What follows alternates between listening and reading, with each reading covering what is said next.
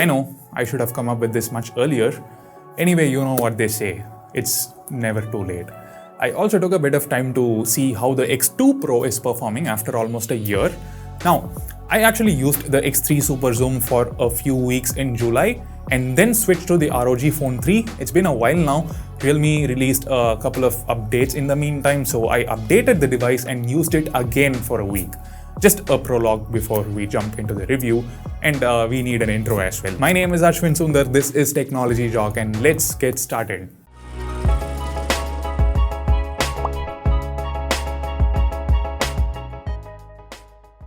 The X3 Super Zoom looks pretty much like most other Realme phones out there, including the Realme X, XT, X2, X2 Pro, and so on. Well, at least the white variant looks very similar, and if you are also too bored of seeing this over and over again, you should probably slap a skin on it, like the one from our sponsor, Kapes India. Kapes makes these wonderful skins for a lot of devices, including smartphones, cameras, laptops, and so on. They don't add any noticeable bulk or weight to the phone, but still do a great job protecting it from scratches and dents. Recently, they introduced these new camo skins, which look absolutely fantastic, and the best part is the price is the same as their other regular skins. So definitely check out Kapes India, link in the description. Use the coupon code TJOCK to get 10% discount. Anyway, the original back panel may not look unique, but the finish is actually different. It doesn't feel like glass, it feels more like frosted glass, like the one on the OnePlus 7T. It's really smooth, it's like matte finish on a glass back, so it does resist smudges and fingerprints to some extent. Getting rid of them is easy though. Unlike on some other phones, you can just wipe them off with your palm and the smudges will be gone.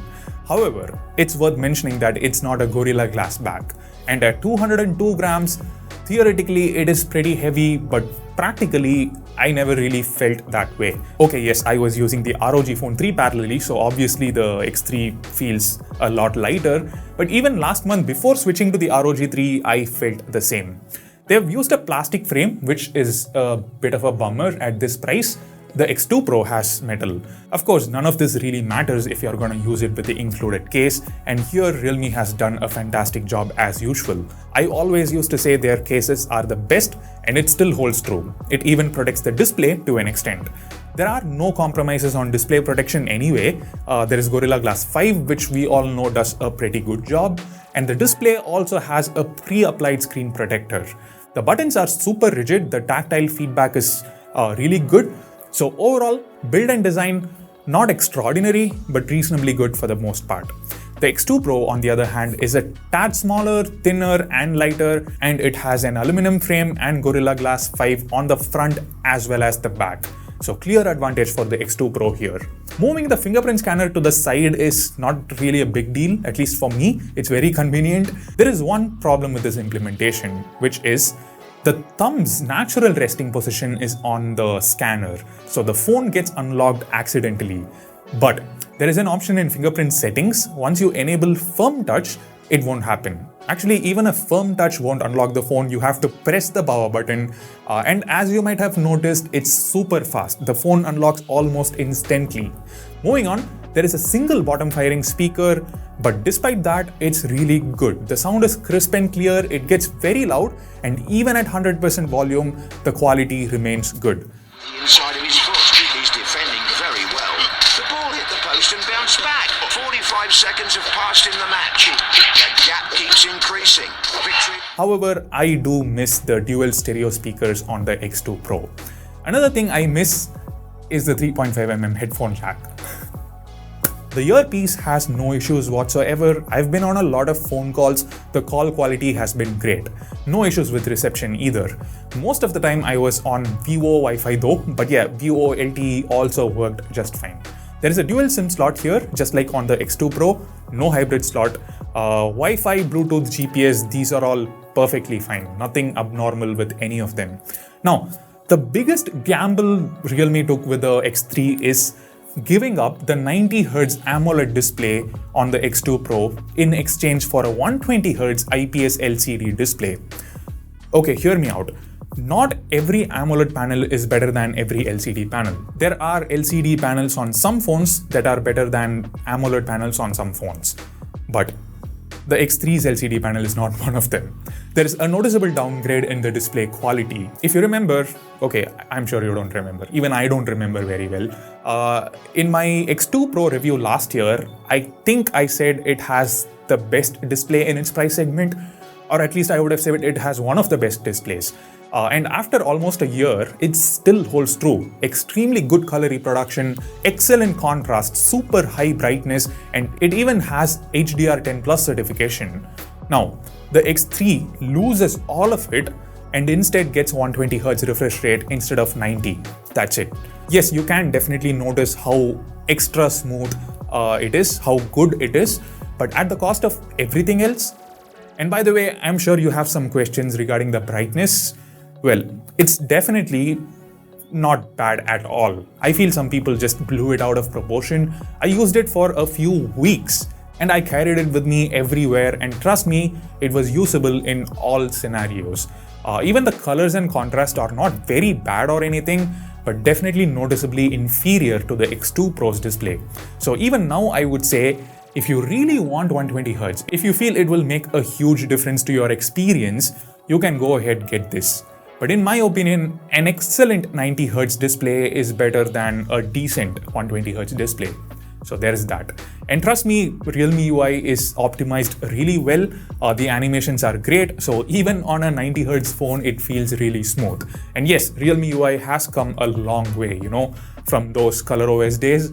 It's solid and stable now. You get a good number of features like app cloner, screen recorder, etc. There are some nice gestures too. For example, enabling this switches the audio output from loudspeaker to the earpiece. You do see some apps that you may never use but cannot be uninstalled either, like Realme Pay, Realme Store, and so on. But overall, the current version of Realme UI is definitely likable. It's smooth and snappy, and of course for that we need to thank the Snapdragon 855 Plus chip as well. The X2 Pro was also powered by the same chip, and as expected, the performance is top-notch. Yes, 865 chip is better, but the phone would be a lot more expensive if they went for the 865. See, there is nothing that the 855 Plus cannot do. Whatever it does, the 865 can do it a little better, but would you be willing to spend 33 or 34K? So yeah, this simply offers way more value for your money. There are two variants, this one with 8GB RAM, 128GB storage, another one with 12GB RAM and 256GB storage. RAM management was perfectly fine, no issues whatsoever. Powering the phone is a 4200 mAh battery compared to 4000 on the Realme X2 Pro. But remember, the LCD panel on the X3 consumes more power. So at 120Hz, I got about 5 to 6 hours screen on time on medium usage, no heavy gaming. I did play Headball 2 for approximately 45 minutes every day. It's not graphically intensive. Apart from that, YouTube, WhatsApp, Twitter, and some work apps like Microsoft Calendar, Trello, video conferencing once in a while. So this was the usage pattern. At 60Hz, it easily lasted over a day and a half, which is excellent. Now, sadly, there is no 90Hz option in settings. That would be the sweet spot in my opinion, and Realme should consider providing it in a future update. The phone comes with a 30-watt dart charger, and it takes less than an hour to charge the phone from under 5% to 100%. But again, this is actually a downgrade because the X2 Pro had a 50-watt charger and it takes just around 30 minutes to charge the phone from 0 to 100. That's twice as fast. In fact, Realme just launched a cheaper phone under 20,000 rupees called the Realme 7 Pro with a 65-watt charger. So 30 watts on this feels a little underwhelming. Last but not least, camera performance. And this is where the X3 Super Zoom really shines and easily defeats the X2 Pro. As the name suggests, there is a dedicated camera for Super Zoom, basically 5x optical zoom, and it works really well. I'm thoroughly impressed with its performance. You can go up to 60x, but realistically speaking, only up to 10 or 15x the images are usable. The best part is, this 5x periscope camera works while shooting 1080p videos as well. I can literally capture the Bay of Bengal from my studio balcony. No other phone in this price segment has this kind of zooming ability. There is a 2 megapixel camera for macro photography. As expected, it's not impressive at all. I'd rather capture a 16 megapixel photo and crop it for better result.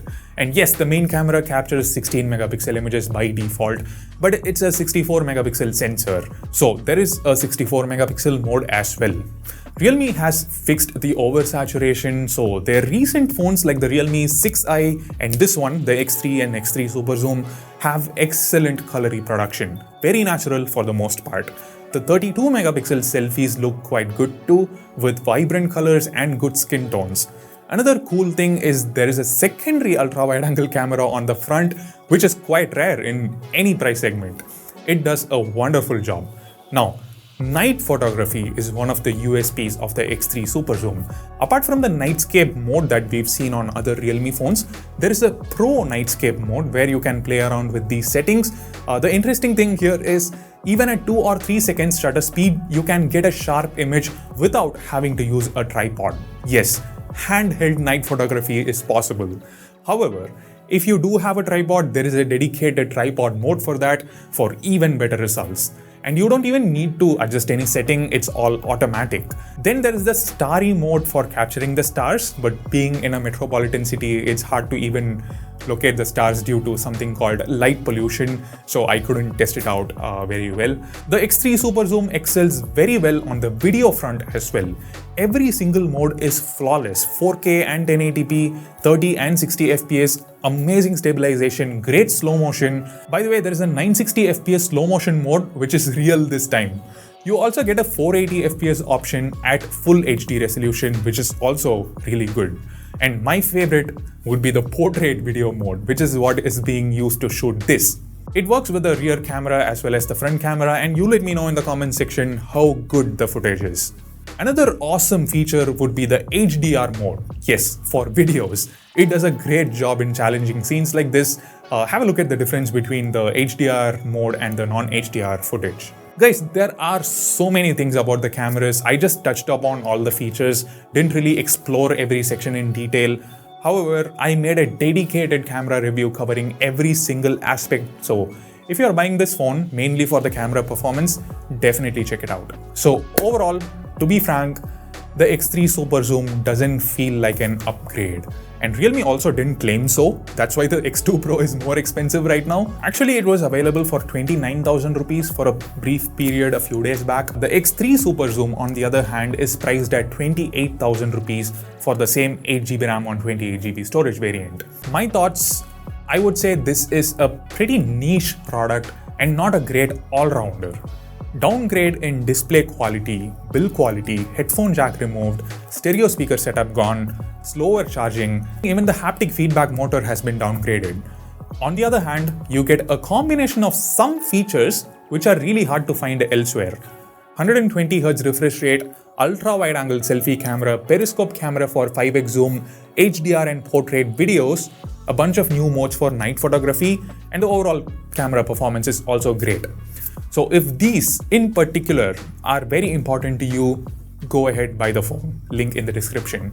If not, if you'd rather go for an all-rounder, there are better options out there, including Realme's own X2 Pro. So that's it for my take. Apologies if my delivery was not up to usual standards. I have mouth ulcer. It's pretty bad, so there were so many cuts in between, like the ones you are seeing right now. I'll probably hide them with B-rolls like this, so you probably wouldn't notice. Anyway, hit the like button and subscribe to the channel if you appreciate the review. Regardless, thanks for watching. See you in the next one.